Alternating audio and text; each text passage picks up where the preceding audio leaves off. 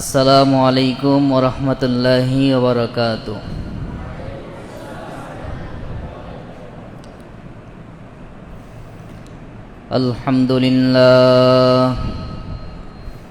আলহামদুলিল্লাহ নাহমাদুহু ওয়া নুসাল্লি ওয়া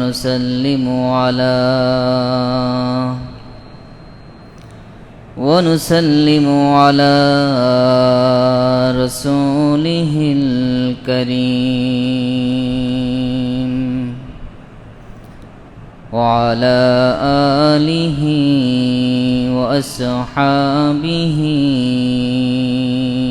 আজমাইন। আম্মা বা'দু فقد قال الله تعالى في كلامه المجيد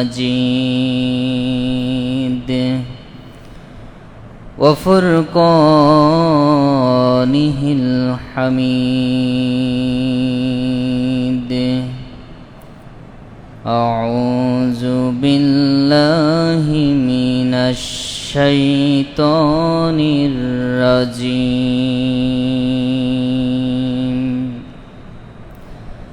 بسم الله الرحمن الرحيم.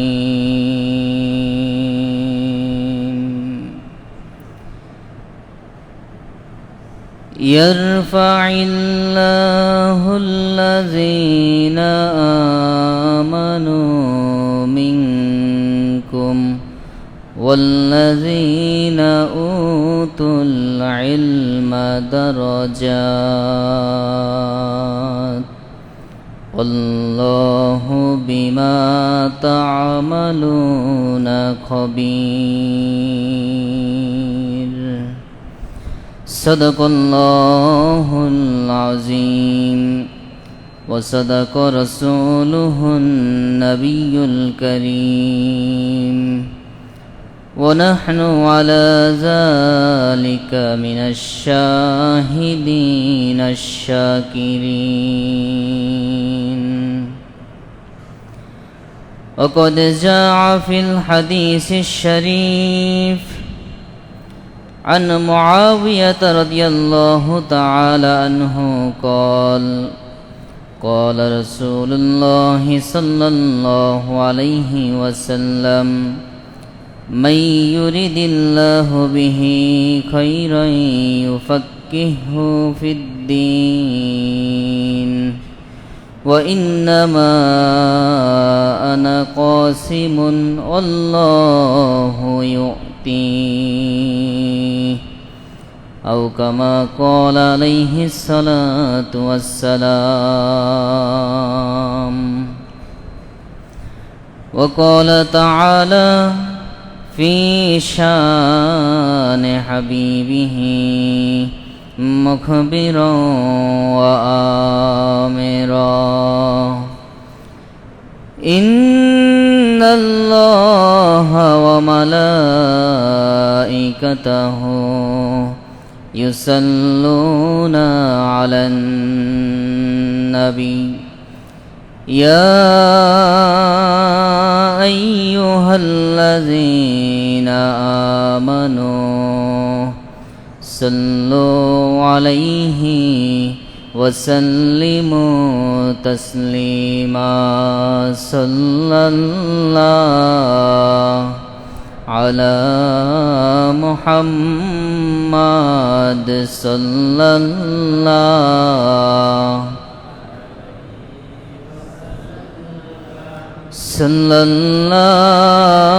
على محمد صلى الله.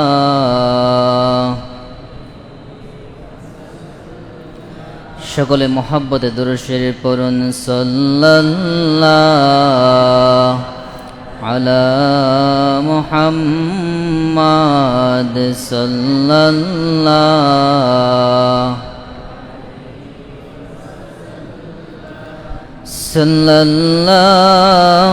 আলা मुहम्मद सल्लल्लाहु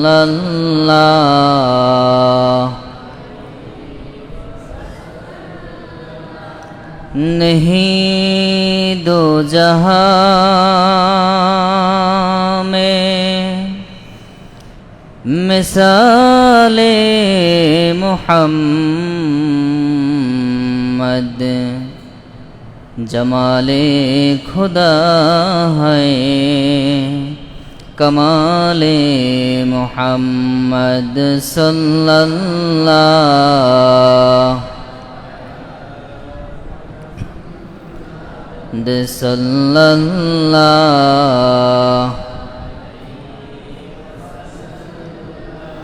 सल्लल्लाहु अला मुहम्मद सल्लल्लाहु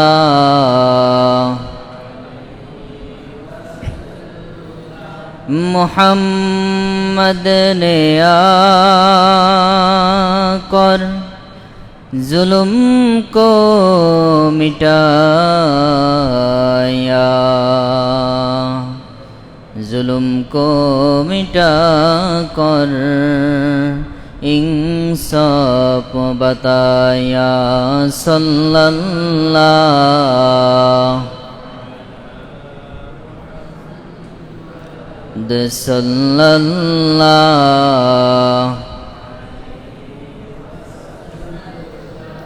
सल्लल्लाहु अला मुहम्मद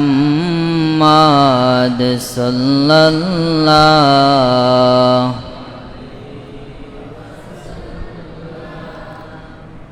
अल्लाहुम्मा सल्ली व सल्लिम व बारिक अलैहि। মহান রব্বুল আলামিনের দরবারে অসংখ্য অগণিত শুকর ও সুজুদ আদায় করছি যে রব্বুল আলামিন আমাদেরকে এই দ্বীনি পরিবেশে কবুল করেছেন, দ্বীনের মারকাজে আমাদেরকে কবুল করেছেন। বিশেষ করে আজকের এই তারবিয়াতি জলসায় মসজিদে আমাদেরকে উপস্থিত হওয়ার তৌফিক দিয়েছেন। এজন্য মহান রব্বুল ইজ্জতের দরবারে অসংখ্য অগণিত শুকর আদায় করছি। সাথে সাথে জবানে শুকরিয়া আদায় করে সকল একবার পড়ি আলহামদুলিল্লাহ। প্রিয় তালিবুল ইলম ছাত্র ভাইয়েরা, আল্লাহ রাব্বুল আলামিন আমাদেরকে ইলম অর্জনের উদ্দেশ্যে দ্বীনের মারকাজে আমাদেরকে কবুল করেছেন। এটা আমাদের জন্য সবচেয়ে বড় সৌভাগ্যের বিষয়। এটা আমি আপনি বুঝি বা না বুঝি, আমার আপনার জন্য এই পৃথিবীর মধ্যে সবচেয়ে বড় সৌভাগ্যের বিষয় হলো এটা যে আল্লাহ আমাকে আপনাকে দ্বীনের মারকাজে কবুল করেছেন। এজন্য মহান রব্বুল আলামিনের দরবারে আবার শুকরিয়া আদায় করে আরেকবার পড়ি আলহামদুলিল্লাহ। এই পৃথিবীর মধ্যে আপনি দেখবেন যে সমস্ত মানুষরা সম্মানিত, যে সমস্ত মানুষদেরকে পৃথিবীর মানুষ সম্মান করে, পৃথিবীর মানুষ উন্নত মানুষ হিসাবে গণনা করে, তারা হলেন শিক্ষিত লোক, শিক্ষিত সমাজ। যার শিক্ষা যত বেশি, যার শিক্ষাগত যোগ্যতা যত বেশি, পৃথিবীর মানুষ তাকে তত বেশি সম্মান করে এবং পৃথিবীর মধ্যে বড় বড় উঁচু উঁচু পদে তাদেরকে আসীন করা হয়। তো এই পৃথিবীর মধ্যে সম্মানের বড় মাধ্যম হলো শিক্ষা। জ্ঞান অর্জন করা। আল্লাহ রাব্বুল আলামিনের কাছেও সম্মান অর্জনের মাধ্যম হলো জ্ঞান অর্জন করা, তবে দুইটার মধ্যে পার্থক্য আছে। আল্লাহ রাব্বুল আলামিন পবিত্র কোরআনুল কারিমে স্পষ্টভাবে ঘোষণা করেছেন যে আল্লাহ রাব্বুল আলামিন দুই শ্রেণীর মানুষের মর্যাদা বহু গুণে বৃদ্ধি করেছেন, এবং এই দুই শ্রেণীর মানুষকে আল্লাহ রাব্বুল আলামিন বহু প্রকার প্রভূত সম্মান ইজ্জত দান করেছেন। এই দুই শ্রেণী কারা?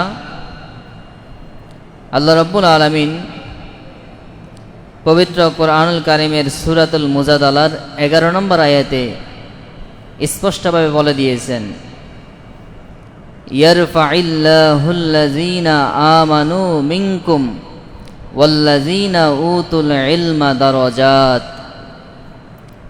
ইয়ারফাইল্লাহুল্লাযীনা আমানু মিনকুম, নিশ্চয়ই আল্লাহ রাব্বুল আলামিন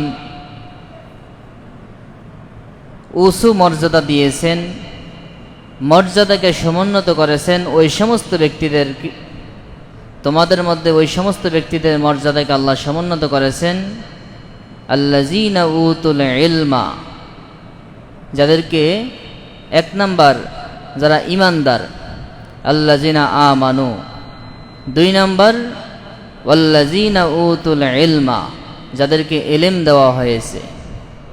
তো ঈমানদার ঈমান এনেছে, ঈমানের পরে যাদেরকে ইলমে দ্বীনের জ্ঞান দেওয়া হয়েছে, ইলমে দ্বীন দেওয়া হয়েছে, দ্বীনি জ্ঞান দান করা হয়েছে, এই দুই শ্রেণীর মানুষের মর্যাদাকে আল্লাহ রাব্বুল আলামিন বহু গুণে বাড়িয়ে দিয়েছেন। দারাজাত, এই শব্দটা এক বচন না বহু বচন? কে বলেন বহু বচন না? তো দারাজাতুন শব্দের অর্থ কি? স্তর, মর্যাদা। আর দারাজাত বহু বচন, দারাজাতুন দারাজাতুন, এটা জমাই কাসরাত, এটার বহু বচনের কোনো সীমা আসেনি? আসেনি? তাহলে কত মর্যাদা দিয়েছেন, এটার কোনো সীমা নাই, সীমাহীন অসীম মর্যাদা দিয়েছেন আল্লাহ কাদেরকে? যারা ঈমানদার এবং যারা ইলমওয়ালা আলেম।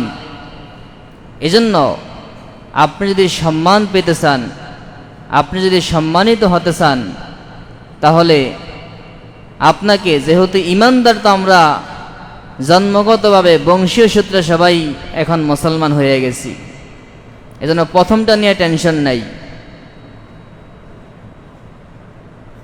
যেহেতু আমাদের ঈমান এটা আমাদের জন্মের পর থেকেই আমরা পেয়েছি, এখন আমাদের লাগবে দুই নাম্বারটা, ইলম।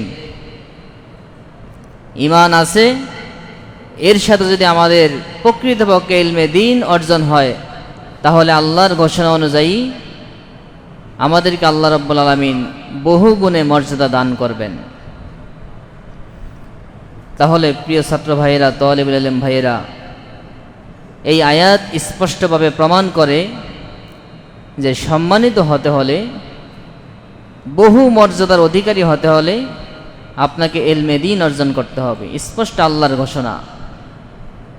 দুনিয়ায় আপনি স্বাভাবিক শিক্ষায়, যে কোনো শিক্ষায় শিক্ষিত হন না কেন, আপনি যে কোনো শিক্ষায় শিক্ষিত হন, আপনি ডাক্তার হন, জজ হন, ব্যারিস্টার হন, উকিল হন, আপনি যে কোনো দিকে উচ্চ স্তরের পড়াশোনা করেন না কেন, আল্লাহ রাব্বুল আলামিন বলে নাই যে ডাক্তারকে আল্লাহ উচ্চ মর্যাদা দিয়েছেন, বলেন নাই ইঞ্জিনিয়ারকে উচ্চ মর্যাদা দিয়েছেন, বলছেন কাকে? যাকে ইলমে দ্বীন দেওয়া হয়েছে, যিনি ইলমে দ্বীন অর্জন করছেন। এই জন্য দুনিয়ার হাইসিয়তে আপনি ডাক্তার, জজ, ব্যারিস্টার এগুলো হয়ে গর্ববোধ করল, কিন্তু উখরবি হাইসিয়তে আল্লাহর কাছে মর্যাদা পেতে হলে আপনাকে লাগবে ইলমে দ্বীন অর্জন করা। এবং এই ইলমে দ্বীন অর্জন করার এটা ওলামা ইকরামের এই ক্ষেত্রে এমন এক ধারা চলে আসছে, যেই ধারা রাসূল পাক সাল্লাল্লাহু আলাইহি সাল্লাম থেকে শুরু হয়ে আসছে। দ্বীনি ইলমটা এটা স্বয়ং আল্লাহ রাব্বুল আলামিনের পক্ষ থেকে আসে। দ্বীনি ইলমটা কোনো স্বাভাবিক ইলম না। জেনারেল শিক্ষা, আপনি বাংলা পড়লেন, বাংলা একটা কবিতা পড়ছেন, এই কবিতাটা রচয়িতা কে? রবীন্দ্রনাথ ঠাকুর। কবিতার রচয়িতা কে? ঈশ্বরচন্দ্র বিদ্যাসাগর। কবিতার রচয়িতা কে? জসিমউদ্দিন, কবি কাজী নজরুল ইসলাম। এরকম দুনিয়ার স্বাভাবিক লোক তারা রচনা করছে, সেই কবিতা পরে আপনি ডিগ্রি অর্জন করে আপনি সমাজের মধ্যে বড় শিক্ষিত, আপনি সমাজের মধ্যে বড় সম্মানিত। আর দ্বীনি ইলম এটার মূল উৎস হলো কোরআনুল কারীম। যেই কোরআনুল কারীমের রচয়িতা, যেই কোরআনুল কারীমের নাজিলকারী হলেন স্বয়ং আল্লাহ রাব্বুল আলামিন। ঠিক কিনা বলেন? তাহলে সেই কোরআনের একটা সূরা পড়তে গেলে, আপনি কোরআনের একটা সূরা পারেন, একটা সূরা তাফসীর পড়ছেন, অনুবাদ পড়ছেন, এটার মর্যাদা বেশি না দুনিয়ার কবি সাহিত্যিকদের লেখনী পড়ে আপনি বাংলা প্রফেসর হয়েছেন, এটার মর্যাদা বেশি? কি মনে করেন আপনারা? কোরআনের প্রত্যেকটা হরফে হরফে নূর, প্রত্যেকটা হরফে হরফে নেকি। আপনি বাংলা বই, ইংরেজি বই, আপনি হাজার হাজার পৃষ্ঠা পড়ছেন, এমন কোন হাদিস আছে যে এক পৃষ্ঠা বাংলা বই পড়লে দুইটা নেকি হবে অথবা 10টা নেকি হবে?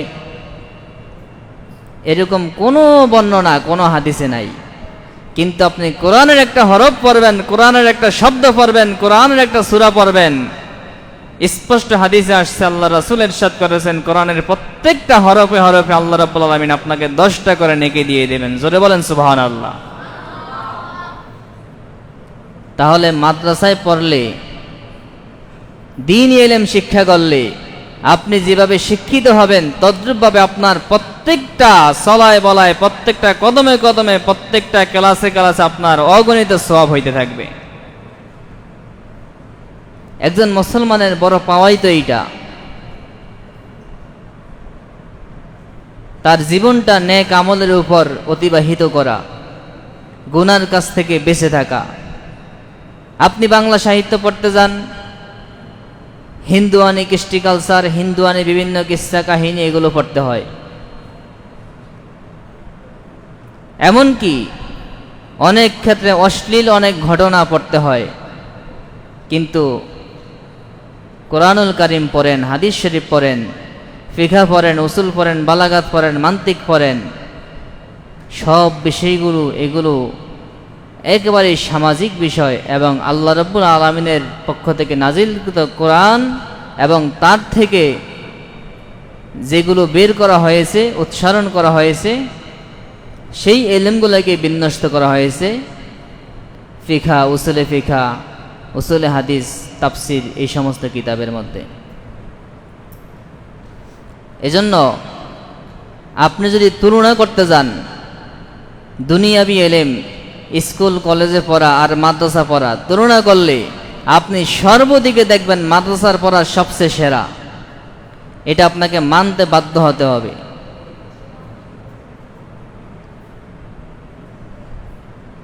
আপনার একভাবে নেকি সওয়াবের কাজ এটা তো আছেই, এবং আপনি যদি দুনিয়ার দিকও বিবেচনা করেন, দুনিয়ার দিকও বিবেচনা করলে দেখবেন যে স্কুল কলেজে যতগুলো সাবজেক্ট পড়া হয়, মাদ্রাসা তো ঠিক ততগুলো সাবজেক্ট আছে। পাশাপাশি আপনি আরবি সাবজেক্টগুলো, তাফসির, কোরআন, তাফসির, হাদিস, উসুল হাদিস, ফিকহ, উসুলে ফিকহ, মান্তিক, বালাগাত, নাহু, এই সমস্ত সাবজেক্টগুলি পড়ারও সুযোগ পাইতেছেন। তাহলে একজন মাদ্রাসার ছাত্র, সে মাদ্রাসায় পড়ে দ্বীনি ইলমগুলো অর্জন করতে পারে, পাশাপাশি জেনারেল শিক্ষাগুলোও কি অর্জন করতে পারে। একটা মাদ্রাসার ছাত্র যেভাবে আরবিতে পারদর্শী হয়, ইংরেজিতে পারদর্শী হয়, অঙ্কতে পারদর্শী হয়, বিজ্ঞানে পারদর্শী হয়, সকল সাবজেক্টগুলোতে পারদর্শী হয়, কিন্তু কোন স্কুল কলেজের ছাত্র সে কল্পনা করতে পারবে আরবি, কোরআন, তাফসির, হাদিস, উসুল হাদিস, ফিকহ, উসুলে ফিকহ, মান্তিক, বালাগাত, এগুলো স্কুল কলেজের ছাত্ররা কল্পনা করতে পারে না। তাহলে আপনি যদি শিক্ষাগত দিকও চিন্তা করেন, দুনিয়াবি হাইসতে চিন্তা করেন, এরপরও দেখবেন যে স্কুল কলেজের তুলনায় মাদ্রাসার পড়ালেখা এটা অনেক অনেক গুণ শ্রেষ্ঠ। এজন্য আমার তালেবুল ইলম ছাত্র ভাইয়েরা, আপনাদেরকে আমি যে মেসেজটা দিতে চাই যে আমরা যারা মাদ্রাসায় আছি, আমরা যারা মাদ্রাসায় পড়াশোনা করছি, মাদ্রাসার সাথে সম্পৃক্ত আছি, আমরা পৃথিবীর মধ্যে সবচেয়ে শ্রেষ্ঠ ইলম অর্জনের জন্য ব্যস্ত আছি এবং সাথে সাথে দুনিয়াভিত্তিক বিবেচনা করল, আমরা দুনিয়ার দিক বিবেচনা করল শ্রেষ্ঠ অবস্থাতে আছি। কারণ আমরা মাদ্রাসায় বসে স্কুল কলেজে ভার্সিটিতে যা পড়ে তার চেয়ে অনেক অনেক গুণ বেশি এখানে পড়াশোনা হয়। এমনকি আপনি দেখেন অনার্স করতে গেলে স্কুল কলেজে তারা 1300 মার্কের পরীক্ষা দেয়, কিন্তু মাদ্রাসায় 1700 মার্কের পরীক্ষা দিতে হয়। কারণ মাদ্রাসার মধ্যে তাফসির, ফিকহ, হাদিস, উসুল হাদিস এই সাবজেক্টগুলো বেশি আছে। তাহলে মান একই পাইতেছেন, কিন্তু আপনার পড়াশোনা বেশি হইতেছে। এজন্য মাদ্রাসায় পড়া এটা দুনিয়াবি হাইসিয়ত বর্তমানে শ্রেষ্ঠ পড়া। আর উখরবি হাইসিয়তে আমাদেরকে অবশ্যই ইলমে দ্বীন অর্জন করতে হবেই। কারণ স্পষ্ট হাদিস, আল্লাহ রাসূল বলেছেন, তলাবুল ইলমি ফারিদাতুন আলা কুল্লি মুসলিম। ইলমে দ্বীন অর্জন করা, ইলমে দ্বীন শিক্ষা করা এটা প্রত্যেকটা মুসলমানের উপর ফরজ দায়িত্ব। এটা আপনাকে শিখতেই হবে। আপনি যদি ইলমে দ্বীন না শিখেন তাহলে আপনার মুসলমানিত্ব টিকবে না, তাহলে তো আপনি আপনার ইসলামকেই টিকাতে পারবেন না। আপনি মুসলমানের ছেলে, মুসলমানের ঘরে জন্ম নিয়েছেন, আপনি মুসলমান পরিচয় দিয়ে চলাফেরা করেন, কিন্তু আপনি দ্বীনি ইলম শিক্ষা করেন না, তাহলে তো আপনার মুসলমানিত্ব টিকানো সম্ভব হবে না। আপনি নামাজ কেমনে পড়ে জানেন না, নামাজের সূরা পড়তে পারেন না। মুসলমানের ছেলে বড় শিক্ষিত, কিন্তু সূরা ফাতিহা শুদ্ধ করে পড়তে পারে না, সে মুসলমান দাবি করতেছে। এজন্য ইলমে দ্বীন শিক্ষা অর্জন করা এটা মুসলমানের জন্য ফরজ দায়িত্ব। তা আল্লাহ রাব্বুল আলামিন আমাদেরকে সেই ইলমে দ্বীন শিক্ষা অর্জন করার জন্য কবুল করছেন। আমরা মাদ্রাসায় আসতে পারছি, আল্লাহর কাছে আমরা কামনা করব আল্লাহ যেন আমাদেরকে এই পথে মৃত্যুর আগ পর্যন্ত, মৃত্যুর পূর্ব দিন পর্যন্ত আমাদেরকে এই পথে অটল রাখেন এবং আমাদেরকে মৃত্যুর পূর্ব পর্যন্ত ইলমে দ্বীনের খাদেম হিসেবে কবুল করেন। সকলে বলুন আমিন। কিন্তু আমার ছাত্র ভাইয়েরা, ইলমে দ্বীন অর্জন করতে গেলে এটা যেমন দামি ইলম, এটা অর্জন করতে গেলে শ্রমও দিতে হয় সেরকম দামি শ্রম। আপনি খোঁজ নিয়ে দেখেন, স্কুল কলেজ ভার্সিটি বাংলাদেশের শতকরা মনে হয় 90% যেগুলো সব অনাবাসিক।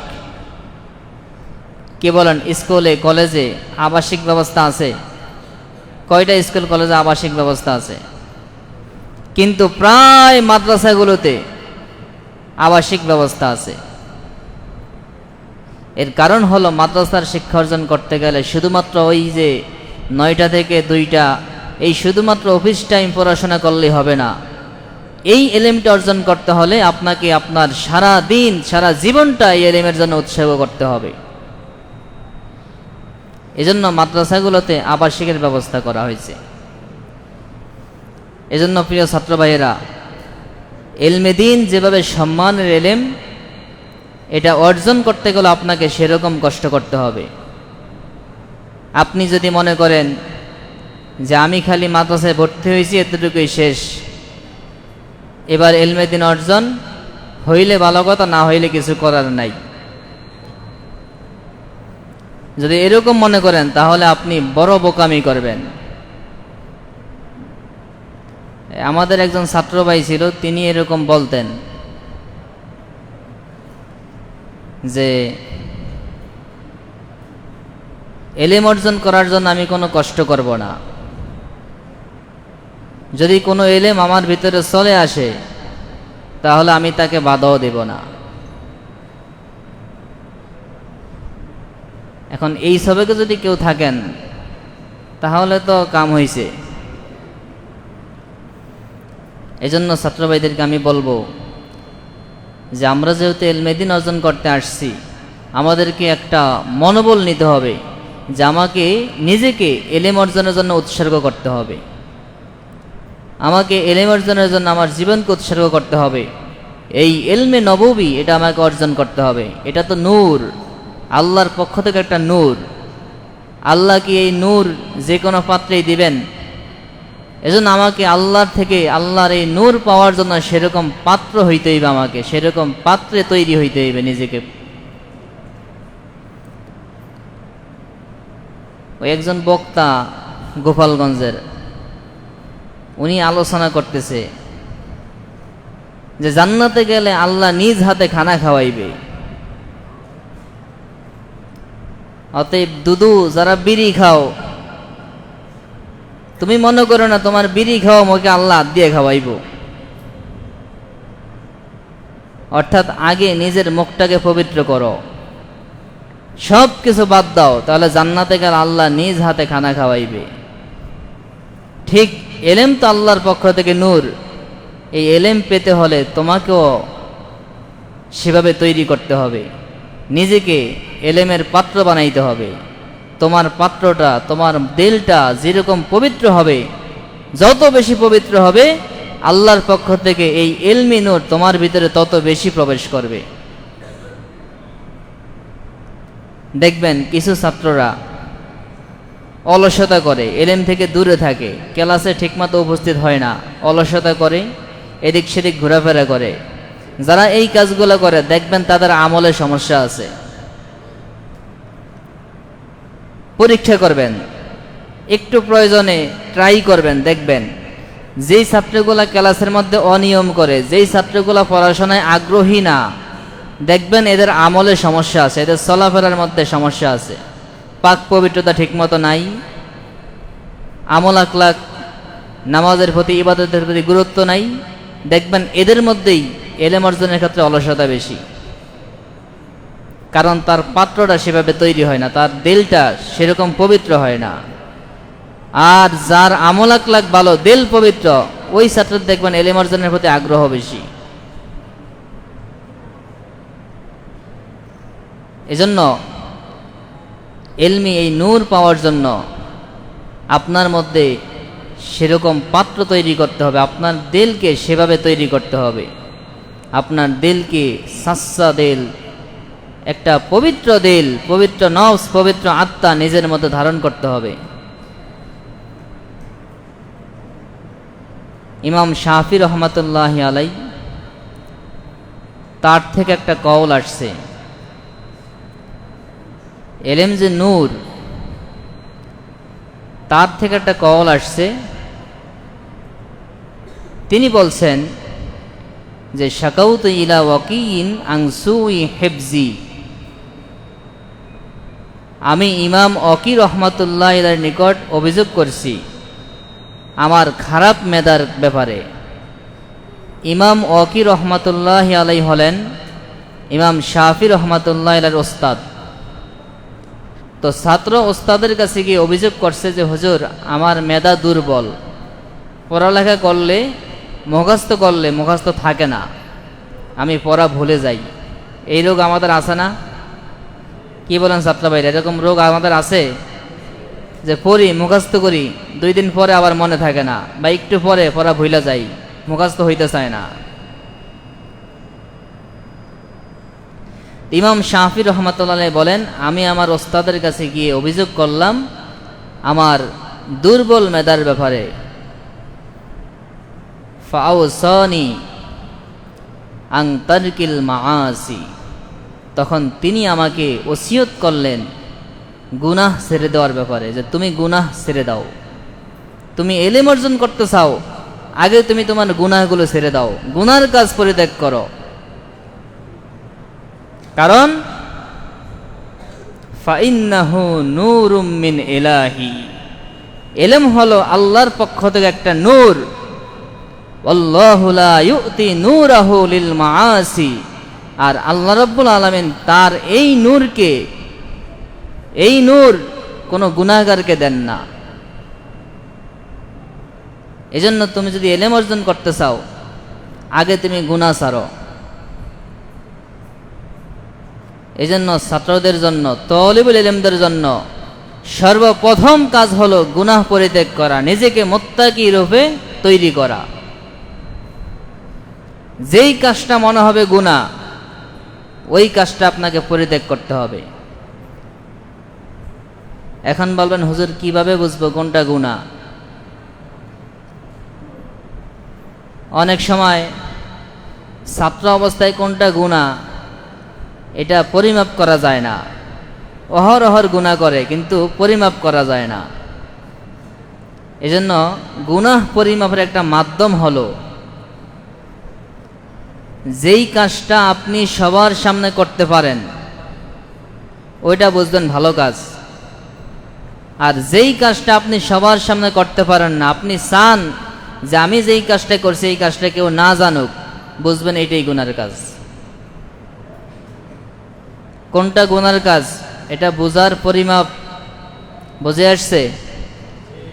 যেই কাজটা করলে আপনি চান যে আমার এই কাজটা কেউ না জানুক, বা কেউ জানলে আপনার কাছে খারাপ লাগে, বুঝবেন এই কাজটাই গুনার কাজ।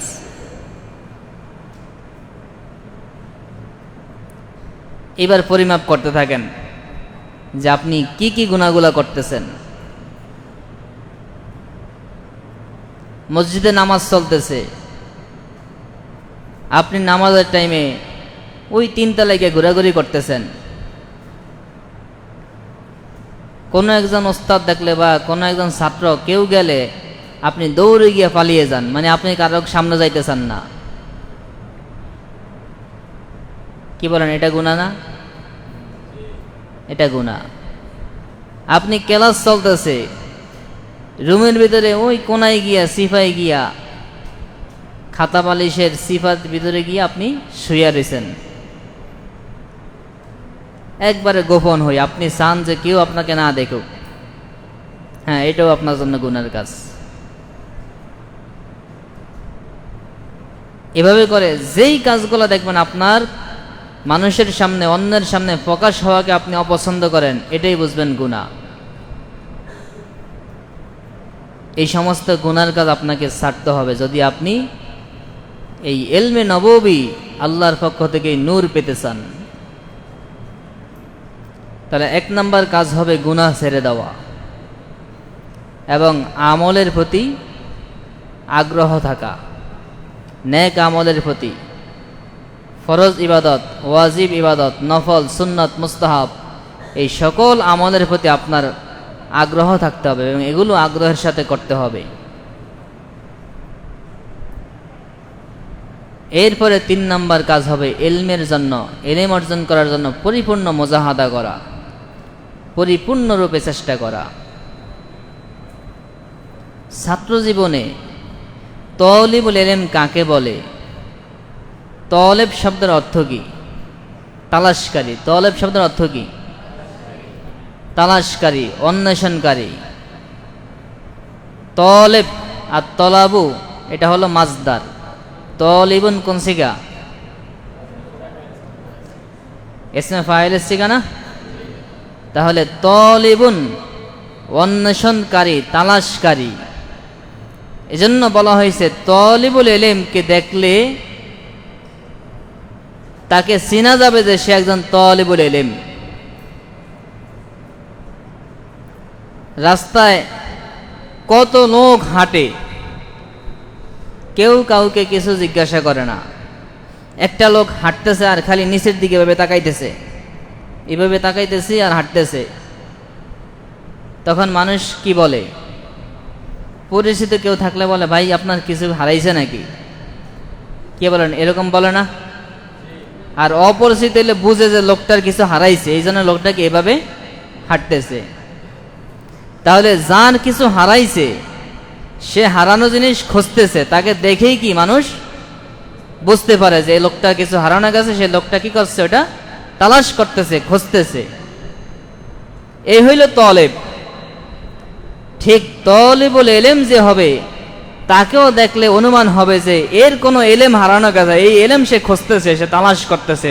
তার সারাদিন টেনশন, সারাদিন হাঁটতে চলতে সর্ব অবস্থায় তার মধ্যে খালি টেনশন, খালি চিন্তা একটাই যে এটা কি, এটা কোন সিগা, এটা কোন বহস, এটা তারকিব কি, এইটা তাফসির কি, এই হাদিসের ব্যাখ্যা কি। মানে তার এলেম খোঁজে, এলেম অন্বেষণে তার সারাদিন মাথায় খালি এই চিন্তা থাকবে। তাকে দেখলেই মানুষ বুঝতে পারবে সে কি যেন খুঁজতেছে, কি যেন তালাশ করতেছে, এরকম একটা ভাব থাকবে ভিতরে। এই হলো তালিবুল ইলম। এলেম অন্বেষণের জন্য কোনো সময় নাই, সারাদিন এলেম অন্বেষণ করতে হবে। আপনি যেখানেই থাকেন, এমনকি বিশেষ করে যখন রুখসাত থাকে, মাদ্রাসার ছুটি থাকে, এই সময়গুলোকে আরো বেশি গুরুত্ব দিয়ে ইলম অর্জন করতে হয়। কিন্তু আফসোসের বিষয় হলো আমাদের বর্তমান সময়ের ছাত্ররা ছুটির দিনগুলোকে এরা অলসতায় কাটিয়ে দেয়, এবং ছুটির দিনগুলোতে আমাদের ছাত্রদেরকে শয়তান ওয়াসওয়াসা দেয় বেশি। এরা মনে করে এলেম থেকে ছুটি হয়ে গেছে। এলেম থেকে কোনো ছুটি নাই। যে প্রকৃত তালিবুল ইলম, তার এলেম থেকে কোনো ছুটি নাই। সে মাদ্রাসা থেকে রুখসত পাওয়া মানি হলো সে আরো অধিক এলেম অর্জনের একটা সুযোগ পাইছে। সে কোনো বিষয়ের গুরুত্বপূর্ণ বিষয় নোট করবে, অথবা পিছনের কোনো পড়া এটাকে বারবার পরে পরে আয়ত্ত করবে, নিজের মতো সাজিয়ে নেবে, কোনো সরাসরি দেখার থাকলে সেগুলো দেখবে। এই হবে তালিবুল ইলমের ছুটির দিন, রুখসাতের দিনগুলো অতিবাহিত করার রুটিন হবে এরকম। তো যাই হোক, ইলমে দিন হলো আল্লাহর পক্ষ থেকে একটা নূর। এই নূর অর্জন করতে হলে আপনাকে আল্লাহকে রাজি খুশি করতে হবে। আল্লাহকে রাজি খুশি করতে পারবেন, যে যত বেশি রাজি খুশি করতে পারবেন, সে তত বেশি আল্লাহর পক্ষ থেকে এই নূর পাবেন। স্বাভাবিক দুনিয়ার মানুষ কেউ কাউকে দান করতে গেলে দেখবেন যে যত বেশি কাছের লোক, যে যত বেশি কাছের লোক হয়, যাকে বেশি মোহাব্বত করে, তাকে বিনা হিসাবে দেয়। যেমন একটা লোক, সে তার সন্তানের জন্য খরচ করতে গেলে হিসাব করে না, সন্তানের জন্য হাজার হাজার লক্ষ লক্ষ টাকা খরচ করে, অথচ রাস্তার একজন ফকিরকে 10 টাকা দিতে গেলে সে হিসাব করে, চিন্তা করে। স্ত্রীর জন্য খরচ করতে গেলে কোনো হিসাব করে না, মা বাবার জন্য খরচ করতে গেলে হিসাব করে না, ভাই বোনদের জন্য খরচ করতে গেলে হিসাব করে না।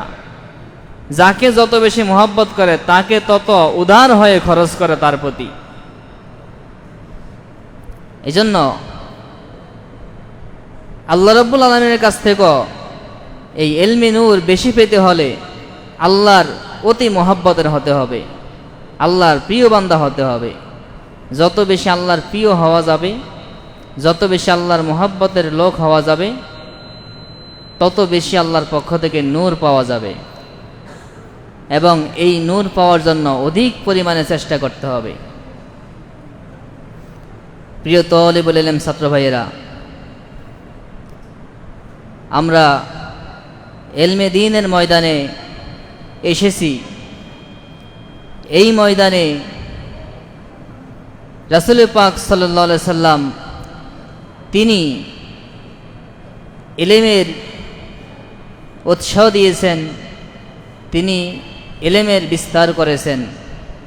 আল্লাহ রাসূল বলেছেন, মাই ইউরিদিল্লাহু বিহি খায়রান, আল্লাহ রাব্বুল আলামিন যে ব্যক্তির কল্যাণ কামনা করেন, যে ব্যক্তির ভালো চান, ইউফাক্কিহু ফিদ্দীন, তাকে আল্লাহ দ্বীনের গভীর বুঝ দান করেন, দ্বীনের জ্ঞান দান করেন। এবং আল্লাহর নবী স্পষ্ট বলেছেন, ওয়া ইন্নামা আনা কাসিমুন আল্লাহু ইউতি, আর এই ইলমের বন্টনকারী হলাম আমি, আর দানকারী হলেন আল্লাহ। আল্লাহ এলেম দেন আর আমি এই এলেমগুলো বন্টন করি। এজন্য এলেম পেতে হলে আল্লাহর সাথে সম্পর্ক করতে হবে এবং সাথে সাথে রাসূল পাক সাল্লাল্লাহু আলাইহি ওয়াসাল্লামের সাথে সম্পর্ক করতে হবে। এই জন্য যেভাবে জিকির আজকার করতে হবে, নামাজ পড়তে হবে, ইবাদত করতে হবে, তাকওয়া ফরজগাজ অর্জন করতে হবে, সাথে সাথে বেশি বেশি দরুদ শরীফের ওজিফা আমল করতে হবে, যাতে করে আল্লাহ রাসূলের মহব্বত পাওয়া যায়, আল্লাহ রাসূলের সাথে সম্পর্ক তৈরি হয়। কারণ যে যত বেশি আল্লাহ রাসূলের দরুদ শরীফ পড়বে ওই ব্যক্তি আল্লাহ রাসূলের তত বেশি প্রিয় হবে। তো এই এলেম রাসূল পাক সাল্লাল্লাহু আলাইহি ওয়াসাল্লাম বন্টন করছেন।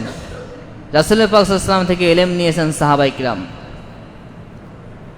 স্বয়ং রাসূল পাক সাল্লাল্লাহু আলাইহি ওয়াসাল্লাম এলেম বন্টন করছেন, সাহাবায়ে কিরাম এলেম নিছেন। কিভাবে সাহাবায়ে কিরাম এলেম নিছেন? সাহাবায়ে কিরাম এলেম অর্জনের জন্য তাদের জীবনকে কিভাবে উৎসর্গ করেছেন আপনি কল্পনা করতে পারেন? আপনি একজন ছাত্র, আপনার দুপুরের খানায় আপনার ডিম পান নাই একদিন, আপনি ডিমের জন্য 2টা ঘন্টা মিস দিয়ে দিয়েছেন। কি বলেন, এই ঘটনা আপনাদের আলহারায় ঘটে নাই?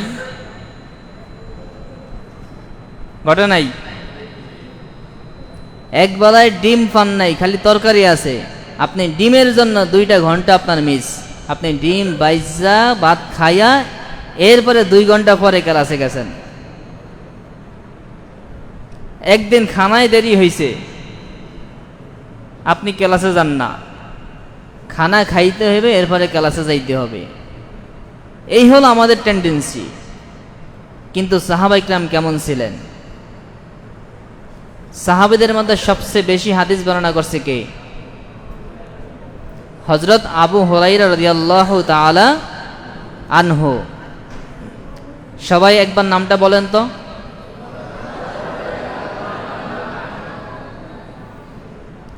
সাহাবায়ে কিরামের মধ্যে সবচেয়ে বেশি হাদিস বর্ণনা করছে।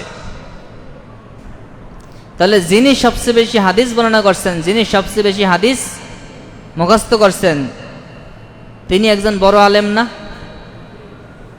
অন্যান্য সাহাবীরা অভিযোগ দিছে যে আবু হুরায়রা সে এত হাদিস কিভাবে বর্ণনা করে? সে তো ইসলাম গ্রহণ করছে অনেক পরে, তাহলে সে এত হাদিস বর্ণনা করে কিভাবে? তখন আবু হুরায়রা রাদিয়াল্লাহু তাআলা আনহু বলেন যে আবু হুরায়রা হলো এমন ব্যক্তি যে তার দিন রাত, তার সমস্ত সময়টা আল্লাহ রাসূলের দরবারে উৎসর্গ করে দিয়েছে। একটু সময়ের জন্য আল্লাহ রাসূলের দরবার থেকে দূরে যান নাই। সব সময় আল্লাহ রাসূলের মজলিসে আল্লাহ রাসূল সাহাবীদেরকে মজলিস করতেন, সাহাবীদেরকে দ্বীন শিক্ষা দিতেন, হাদিস বর্ণনা করতেন। আল্লাহ রাসূলের সাথে সাথে আল্লাহ রাসূলের মজলিসে মসজিদে নববীতে আসহাবুস সুফফাদের সদস্য হয়ে সব সময় সেই মজলিসে থাকতেন, যার কারণে যত হাদিস আল্লাহর নবী বলতেন সব হাদিসগুলো সে আল্লাহ রাসূল থেকে শুনতেন, শিখতেন, যার কারণে তার থেকে কোনো হাদিস ছুটতো না। তিনি এই জন্য অধিক হাদিস বর্ণনা করছেন। এমনকি ক্ষুধার কারণে কাতর হয়ে যাইতেন। একদিন ঘটনা ঘটছে, অনেক ক্ষুধার্ত হয়ে গেছে, ক্ষুধায় বেহুশ হয়ে যাইতেছে। এত ক্ষুধা যে ক্ষুধার কারণে বেহুশ হয়ে যাইতেছে, শরীরের মধ্যে চেতনা হারিয়ে ফেলতেছে, শরীর অচেতন হয়ে যাইতেছে, এত ক্ষুধা লাগছে। কিন্তু মসজিদে নববী ছাড়া যাবে না, কারণ মসজিদে নববী ছেড়ে খানার পিছে ছুটলে এলেম থেকে মাহরুম হইতে হবে। তখন মসজিদে হযরত আবু বকর রাদিয়াল্লাহু তাআলা আনহু আসছে। আবু বকর রাদিয়াল্লাহু তাআলা আনহুকে আবু হুরায়রা রাদিয়াল্লাহু তাআলা আনহু গিয়া একটা আয়াত জিজ্ঞাসা করলেন যে হুজুর এই আয়াতের ব্যাখ্যাটা কি? তিনি আয়াতের ব্যাখ্যা করে তাফসির করে চলে গেছেন। হযরত ওমর রাদিয়াল্লাহু তাআলা আনহু আবার তাকে গিয়ে জিজ্ঞাসা করছেন, হযরত আবু হুরায়রা রাদিয়াল্লাহু তাআলা আনহু এরপরে ওমর রাদিয়াল্লাহু তাআলা আনহুকে গিয়ে জিজ্ঞাসা করছেন আরেকটা আয়াত, যে হুজুর এই আয়াতের তাফসির কি, ব্যাখ্যা কি? তিনিও তাফসির করে চলে গেছেন। আবু হুরায়রা রাদিয়াল্লাহু তাআলা আনহুর উদ্দেশ্য ছিল যে আমি যদি আয়াত জিজ্ঞাসা করি, যখন আমি তাদের সাথে কথা বলবো তখনই তারা বুঝতে পারবে যে আমি খুব ক্ষুধার্ত, কথা আসতেছে না মুখ দিয়ে, আমি পড়ে যেতেছি, দুর্বলের কারণে পড়ে যাইতেছি। এটা বুঝে হয়তোবা তারা আমার জন্য কিছু খাবারের ব্যবস্থা করবে অথবা তাদের বাড়ি থেকে কিছু খাবার পাঠাইবে। এই উদ্দেশ্যে তিনি তাদেরকে তাফসির জিজ্ঞাসা করছেন, আয়াতের ব্যাখ্যা জিজ্ঞাসা করছেন, কিন্তু কেউ এটা বুঝেন নাই অথবা বুঝিয়ে ধরা দেন নাই, প্রত্যেকে তার উত্তর দিয়ে চলে গেছে। এক পর্যায়ে আবু হুরায়রা রাদিয়াল্লাহু তাআলা আনহু বেহুশ হয়ে মসজিদে নববীর সামনে পড়ে গেছেন। রাসূল পাক সাল্লাল্লাহু আলাইহি ওয়াসাল্লাম মসজিদ থেকে বের হয়েছেন, তখন আল্লাহ রাসূল তাকে সাহাবীদের সাহায্য নিয়ে উঠাইছেন। উঠিয়ে আল্লাহ রাসূলের কাছে এক পেয়ালা দুধ হারিয়ে আসছে। তখন আল্লাহ রাসূল বলছেন, আবু হুরায়রা এই দুধগুলা সবাইকে খাওয়াও। 70 জন সাহাবী ছিল, সবাইকে খাওয়াইছে এক এক করে। আল্লাহ রাসূল বলেন, এবার তুমি খাও। তিনি খাইছেন, আবার খাও। পরিতৃপ্ত হয়ে খাইছে, দ্বিতীয়বার খাইছে। নবীজি বলছেন আবার খাও, তৃতীয়বার খাইছে। এরপর আল্লাহ রাসূল খাইছেন, দুধ শেষ হয়ে গেছে। তাহলে এক পেয়ালা দুধ দিয়ে 70 জন সাহাবী খাইছে, নবীজি খাইছে। এটা নবীজির একটা মর্যাদা। কিন্তু এখানে সবচেয়ে বড় বিষয়টা হলো হযরত আবু হুরায়রা রাদিয়াল্লাহু তাআলা আনহু তিনি খাবারের কষ্ট করছেন, কিন্তু খাবারের কষ্ট করেও তিনি এলেম থেকে মাহরুম হবেন এই ভয়ে মসজিদে নববী ছাড়েন নাই। শেষ পর্যন্ত আল্লাহ রাসূল বুঝতে পেরে নবীজি খাবারের ব্যবস্থা করছেন। তো সাহাবা ইকরাম এভাবে এলেম অর্জন করছেন, এলেমের মজলিস থেকে কখনো দূরে যাইতেন না। এলেমের মজলিস থেকে কোনো ছুটি নাই, কোনোভাবে নিজের থেকে কোনো একটা ক্লাস, কোনো একটা দর্স ছুটে যাবে এটা কল্পনাও করতেন না। এটা ছিল সাহাবা ইকরামের তাদের জীবনী। এমনকি হযরত ওমর রাদিয়াল্লাহু তাআলা আনহু তিনি তো অনেক ব্যস্ত মানুষ ছিলেন। তিনি চিন্তা করলেন যে আমি যদি অন্য অন্য কাজে যাই তাহলে আল্লাহ রাসূলের অনেক হাদিস, আল্লাহ রাসূলের পক্ষ থেকে অনেক এলেম আমার থেকে ছুটে যাবে, আমি ওমর অনেক এলেম থেকে মাহরুম হয়ে যাব। এই চিন্তা করে তিনি আরেকজনের সাথে চুক্তি করছেন, আরেকজন সাহাবীর সাথে চুক্তি করছেন যে ভাই ধরেন দিনে 12 ঘন্টা, এই 12 ঘন্টা তুমি থাকবা নবীজির দরবারে, আর এই 12 ঘন্টা আমি থাকবো নবীজির দরবারে। যখন আমি অনুপস্থিত থাকবো তুমি নবীজির দরবারে উপস্থিত থাকবা। নবীজি যত হাদিস বলে, যা বলে সব কথাগুলো তুমি নোট করে রাখবা। আমি আসলে তুমি আমার কাছে বলে আবার তুমি চলে যাবা। আবার তোমার কাজকর্ম সেরে তুমি আসলে আমি যতক্ষণ ছিলাম আমি আমার এলেমগুলো সব লিখে রাখবো, সব হাদিসগুলো লিখে রাখবো। তুমি আসলে তোমাকে বলে এরপর আমি আবার যাব আমার কাছে। এভাবে পালাক্রমে চুক্তিবদ্ধ হয়ে তারা নবীজির দরবারে থাকতেন, যাতে করে নবীজির কোনো হাদিস নিজেদের থেকে ছুটে না যায়। এটা ছিল সাহাবা ইকরামের ইলমে দ্বীন অর্জনের অবস্থা। তো সাহাবা ইকরাম স্বয়ং নবীজি থেকে এলেম পাইছে, তাদের ইলমে দ্বীনের অবস্থা এরকম ছিল। আর আমরা এলেমের সামান্যতম আমাদের মধ্যে নাই, কিন্তু দেখা যায় এলেমের প্রতি আগ্রহ অথবা এলেম নিয়ে আমাদের কোনো পরিকল্পনা চিন্তা নাই।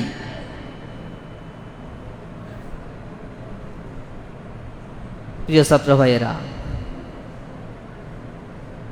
ইলমে দ্বীন অর্জনের জন্য এভাবে রাত দিন মৃত্যুর আগ পর্যন্ত এভাবে চেষ্টা করছেন ওলামা ইকরাম। এমনকি আমাদের ওলামা ইকরাম, আমাদের আকাবিররা, তাদেরকেও তাদের জীবনে পড়লে দেখা যায় তারা এলেমের জন্য কি পরিমাণ কষ্ট করেছেন, কি পরিমাণ চেষ্টা করেছেন।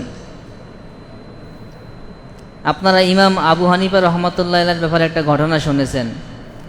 যে তিনি 40 বছর এশার উজু দিয়ে ফজর নামাজ পড়ছেন। অনেকে বলে এটা কিভাবে সম্ভব? হ্যাঁ, সম্ভব। এটা সম্ভব। আপনি মনে করেন আমাদের মতো স্বাভাবিক লোকরাই সারাদিনে 2 ঘন্টা 2.5 ঘন্টা মাত্র ঘুমাইয়া পড়াশোনা করা, এটা আমাদের পক্ষে সম্ভব হয়েছে, তাহলে ইমাম আবু হানিফা রহমতুল্লাহর পক্ষে সম্ভব না হওয়া তো এটা কোনো ব্যাপার না। সারা রাত্র ইলম অর্জনে মগ্ন থাকতেন। এশার নামাজ পড়ে মোতালায় বসতেন, ফজরের আজান হয়ে যেত। 40 বছর এশার উজু দিয়ে ফজর নামাজ পড়ছেন, অর্থাৎ সারা রাত্র ইলমে দ্বীন চর্চায় লিপ্ত ছিলেন, মোতালা করছেন। এবং ইলম অর্জনের জন্য আমাদের আকাবির ওলামা ইকরাম মাসের পর মাস সফর করেছেন, দেশের পর দেশ সফর করেছেন, কষ্ট করেছেন, খেয়ে না খেয়ে ইলম অর্জন করেছেন। আপনি ওলামা ইকরামের ইতিহাস পড়েন, ইমাম বুখারী রহমতুল্লাহর ইতিহাস পড়েন, তার রেহলা পড়েন, ইমাম শাফি রহমতুল্লাহর রেহলা পড়েন। আপনারা কিমাতুজ জামান এই বইটা পড়েন। এই কিমাতুজ জামান বইটা পড়লে দেখবেন ওলামা ইকরাম ইলম অর্জনের জন্য কি কষ্ট করেছেন এবং কিভাবে তারা সময়কে গুরুত্ব দিয়েছেন।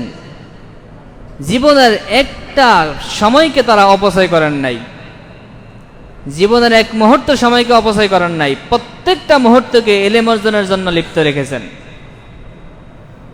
ইমাম আবু ইউসুফ রহমতুল্লাহ আলাইহি, নাম শুনছেননি?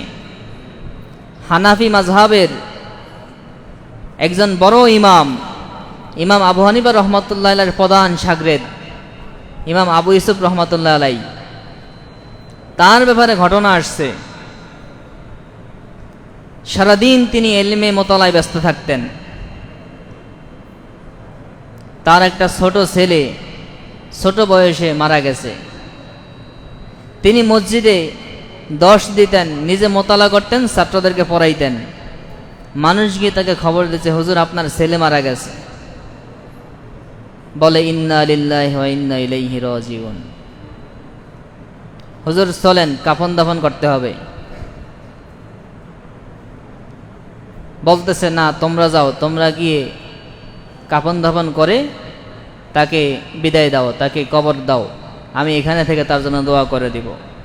তিনি ছেলের জানাজায় যান নাই, ছেলেকে কাফন দাফনের কাজে যান নাই, ইলম অর্জনে ব্যস্ত থাকার কারণে। যেখান থেকে আমি ওখানে তার কাফন দাফন করতে গেলে এই সময়টা আমার ইলম অর্জন থেকে বঞ্চিত হতে হবে। এজন্য তিনি নিজের আপন ছেলে মারা গেছে সেখানে যায় নাই কাফন দাফন করতে, ইলম অর্জন থেকে বিরত থাকতে হবে এই জন্য। অথচ আমাদের আজকে মামতো ভাইয়ের, খালতো ভাইয়ের, ফুফাতো ভাইয়ের বিয়া, সেই বিয়াতে দাওয়াত খাওয়ার জন্য 3 দিন ছুটি নিয়ে আমরা মাদ্রাসা থেকে চলে যাই। এরপরে ফুফার স্বাস্থ্য ভাই মারা গেছে, খালতো ভাইয়ের খালু মারা গেছে, খালতো ভাইয়ের অমুক মারা গেছে, বা ওই দূরের একজন আত্মীয় মারা গেছে, তার জানাজায় শরীক হওয়ার জন্য আমি এখান থেকে চলে যাই। ছাত্র জীবনে এগুলো সব পরিহার করতে হবে। যত দাওয়াত, খানা, মৃত্যু, জন্ম যা আছে সব পরিত্যাগ করতে হবে ছাত্র জীবনে। দেওবন্দের এক ছাত্রের ব্যাপারে একটা ঘটনা আসছে। আগে তো চিঠির যুগ ছিল, এই মোবাইল কে ছিল না, আগে ছিল চিঠির যুগ। আমি অনেক দেখছি আমার বাড়িতে, অনেক মহিলারা আগে এই আমার আম্মুর কাছে আসতো, আইসা চিঠি লেখা নিয়ে যাইত। ওনাদের স্বামীরা বিদেশ থাকে, বিদেশ চিঠি পাঠাইবে, তা আম্মুর কাছে আসতো, আইসা চিঠি লেখা নিয়ে যাইত।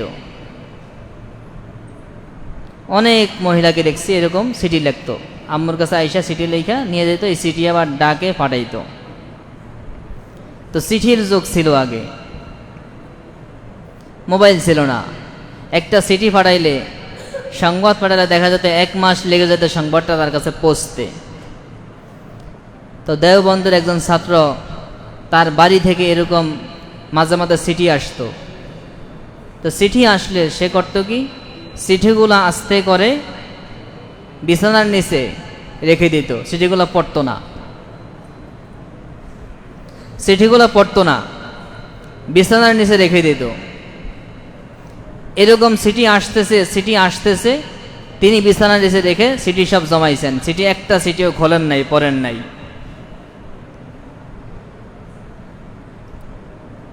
যেদিন তার পড়ালেখা শেষ, ফারেগ হয়ে গেছে, মাদ্রাসা থেকে বিদায় দিয়ে দিছে, ওই দিন সব চিঠিগুলো খুলছেন একটা একটা করে।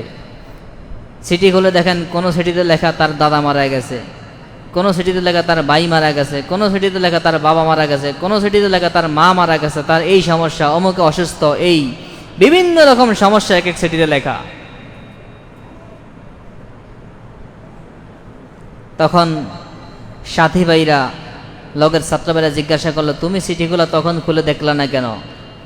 তখন সে জবাব দিয়েছিল যে আমি তখন এই কারণে চিঠিগুলো খুলে দেখি না, যদি আমি তখন দেখতাম চিঠিগুলো খুলে যে আমার দাদা মারা গেছে, মা মারা গেছে, বাবা মারা গেছে, তাহলে তখন আমার এলেম থেকে বঞ্চিত হতে হতো। আমি এলেম বাদ দিয়ে আমি সেই মা বাবার জন্য দেশে ছুটে যাওয়া লাগতো, বাড়িতে ছুটে যাওয়া লাগতো।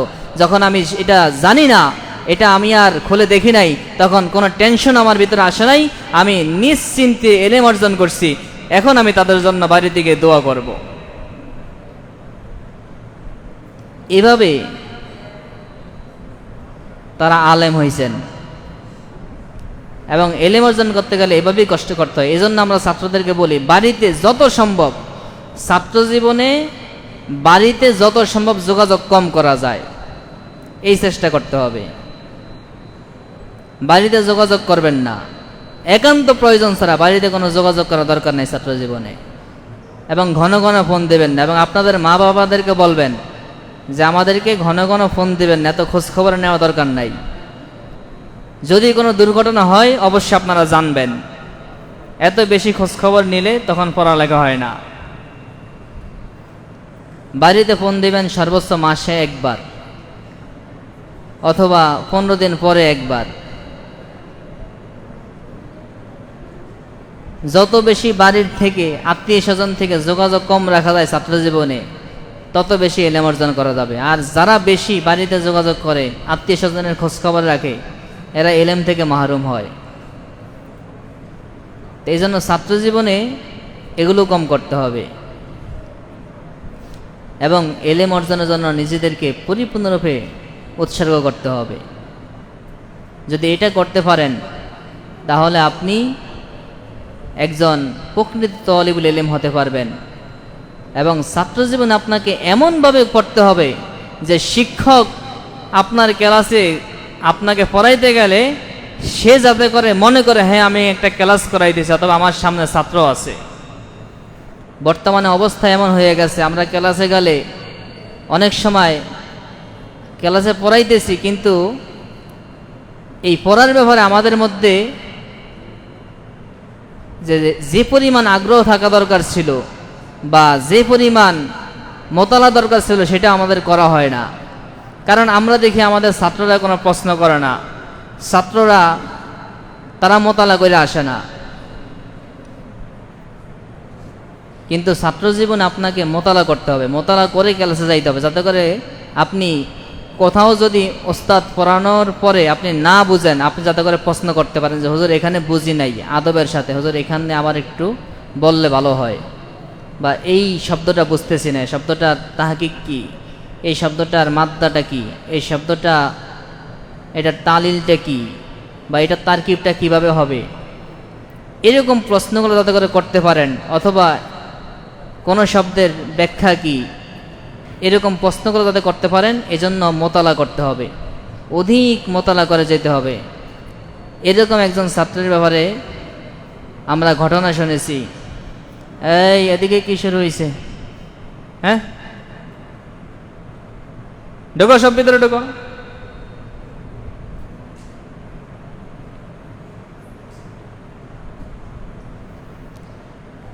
দেওবন্দের একজন ছাত্রের ব্যাপারে এরকম ঘটনা আসছে। তিনি ছাত্র জীবনে বাড়িতে একটা চিঠি লিখছেন যে আমি এখন দেওবন্দে পড়াই, আমি এখন দেওবন্দে পড়াই। এরপরে পড়াশোনা শেষ করার পরে তাকে ওই দেওবন্দ মাদ্রাসায় শিক্ষক হিসাবে রাখা হয়েছে। তখন সে একটা চিঠি লিখছে বাড়িতে যে আমি এখন দেওবন্দ মাদ্রাসায় পড়ি।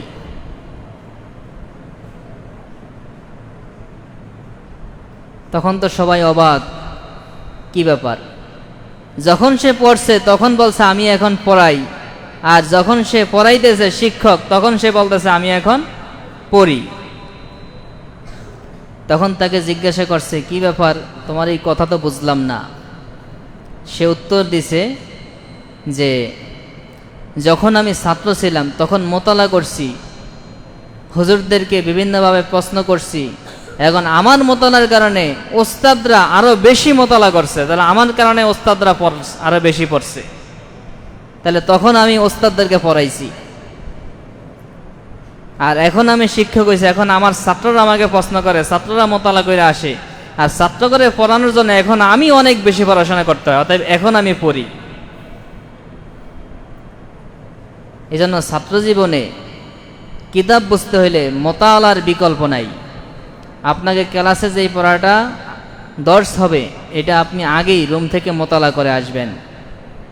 পড়াটা কমপক্ষে 80% পড়া রুম থেকে আপনি হল করে এরপরে ক্লাসে বসবেন। বিশেষ করে যারা সিনিয়রে আছেন, নবম দশম থেকে উপরে আছেন, এই যে ফিকার কিতাব, উসুলে ফিকার কিতাব, নাহু সরবের কিতাব, এরপরে হাদিস, তাফসির, ফিকহা, বিশেষ করে হেদায়া, এরপরে শরীফ বেকায়া, নুরুল আনোয়ার, এই সমস্ত কিতাবগুলো যারা পড়েন, মেশকাত যারা পড়েন, এই কিতাবগুলো যারা পড়েন এবং তহবি শরীফ যারা পড়েন, আপনারা রুম থেকে আগে ভালোভাবে মোতালা করে এরপরে ক্লাসে বসবেন, তাহলে পড়াগুলো ভালোভাবে বুঝবেন। এই মোতালার অভ্যাস করতে হবে। অনেকে মনে মনে ভাববেন আরে সময় কই, ক্লাসের পড়া পড়েই তো সময় পাই না, তাকরার করার সময় পাই না, মোতালা করবো কখন? আমার ওস্তাদ বলছেন, সারসিনা দিনিয়া মাদ্রাসার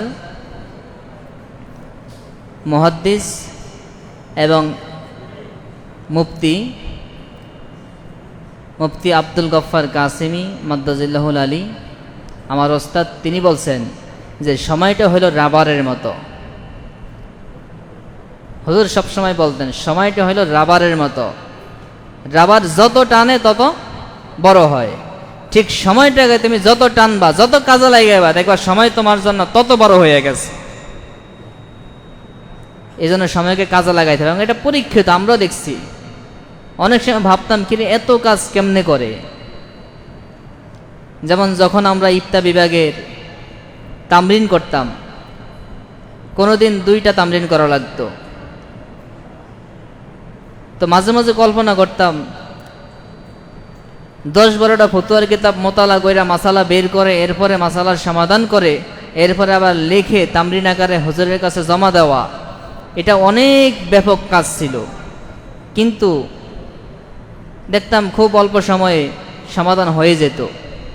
অর্থাৎ সময়কে গুরুত্ব দিয়ে কাজ করলে আল্লাহ রাব্বুল আলামিন সময়ের মধ্যে বরকত দেন, তখন আর সময় নষ্ট হয় না, প্রত্যেকটা মুহূর্ত কাজে লাগে, তখন সময়টা এটা বড় হয়ে যায়, কোনো সময় আর নষ্ট হয় না। এজন্য আপনারাও মোতালা করবেন, পড়াশোনা করবেন, এবং যেহেতু আল্লাহ রাব্বুল আলামিন আমাদেরকে ইলমে দ্বীনের ময়দানে এনেছেন, আমাদেরকে গভীর ইলম অর্জন করতে হবে, হক্কানি আলেম হতে হবে। এজন্য সবসময় আমাদেরকে চেষ্টা করতে হবে। আল্লাহ আমাদের সকলকে ইলমে দ্বীনের গুরুত্ব মহত্ব বুঝে এবং আমাদের আকাবিরদের পদঙ্ক অনুসরণ করে দিন চর্চায়, ইলমে দ্বীন অর্জনে নিজেদেরকে আত্মনিয়োগ করার তৌফিক দান করুক। আমিন সুম্মা আমিন। আসসালামু আলাইকুম ওয়া রাহমাতুল্লাহি ওয়া বারাকাতুহু।